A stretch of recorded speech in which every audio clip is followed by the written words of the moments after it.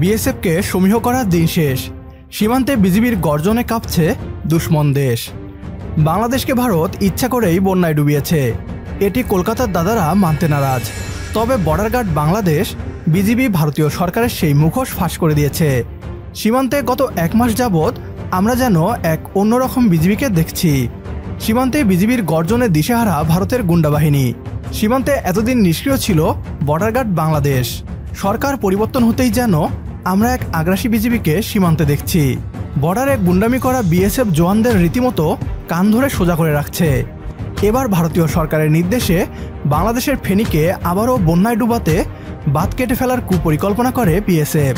তবে border guard Bangladesh বাধা দিয়ে ভারতের আসল রূপ পুরো দুনিয়ার সামনে নিয়ে আসে।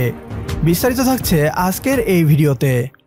বাংলাদেশের ফেনী, নোয়াখালী সহ প্রায় 12টি জেলা ভারতের সৃষ্ট বন্যায় ডুবে যাওয়ার পর পশ্চিমবাংলার মিডিয়া প্রচার করতে থাকে বাংলাদেশিরা নাকি মিথ্যা সংবাদ প্রচার করছে।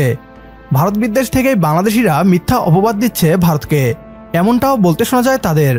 বাংলাদেশের বন্যার পিছনে যখন আন্তর্জাতিক মিডিয়া ভারতকে দায়ী করে, বাংলাদেশ সরকারের উপদেষ্টারা যখন খোলামেলায় ভারতকে দোষারোপ করে, তখন মান ইজ্জত বাঁচাতে তারা মিথ্যা প্রপাগান্ডা শুরু করে। তবে বর্ডার গার্ড বাংলাদেশ বিজিবি হাতে নাতে ভারতের ষড়যন্ত্রকে পুরো বিশ্বের সামনে ফাঁস করে দিয়েছে। বদলে যাওয়া বাংলাদেশের বদলে যাওয়া বিজিবি বাঁধ কাটার সময় হাতে নাতে ধরে ফেলে বিএসএফকে। ফেনীর পরশুরামের মির্জানগর ইউনিয়নের নিজ কালিকাপুর সীমান্তের শূন্যরেখায় বল্লাম মুখার বাঁধ ভারতীয় সীমান্তরক্ষী বাহিনী কেটে দেওয়ার চেষ্টা করেছে, কিন্তু বিজিবি ও স্থানীয়দের বাধার কারণে তাদের সে চেষ্টা ব্যর্থ হয়েছে।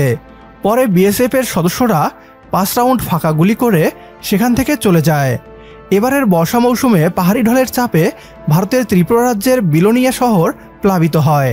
পরে বল্লামুখা খালের মুখে ভারতীয় অংশে বিএসএফ সদস্যদের সহযোগিতায় বাঁধ কাটতে আসলে বাসিন্দাদের বাধার মুখে তা ব্যর্থ হয়।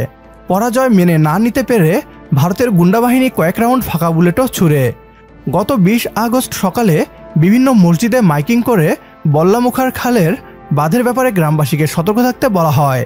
ওই দিন রাত 8টার দিকে বাংলাদেশ অংশের বাঁধ কাটতে চেষ্টা করে বিএসএফ।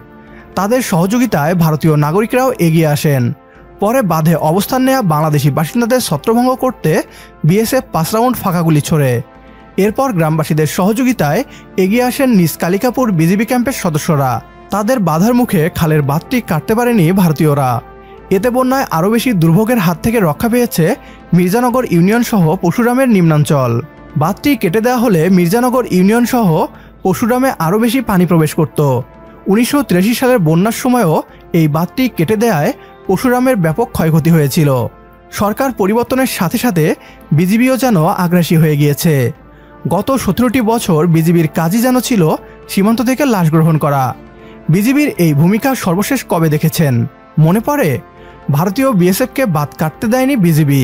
এই কর্মকাণ্ড যদি শেখ হাসিনা থাকাকালীন সময়ে হতো, তাহলে হয়তো বিজিবির সদস্যদের চাকরি থাকতো না।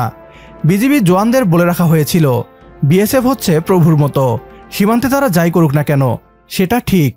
ভুলে যাননি নিশ্চয়ই 2001 সালের তৎকালীন বিডিআর এবং বিএসএফের যুদ্ধ।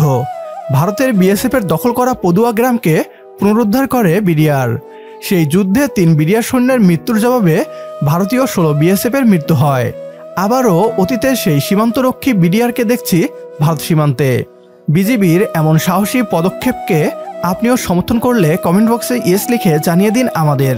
সেই সাথে ভিডিও শেয়ার করে দেখার সুযোগ করে দিন আপনার বন্ধুদের। পরবর্তী ভিডিও দেখার আমন্ত্রণ জানিয়ে বিদায় নিচ্ছি আজ। আল্লাহ হাফেজ।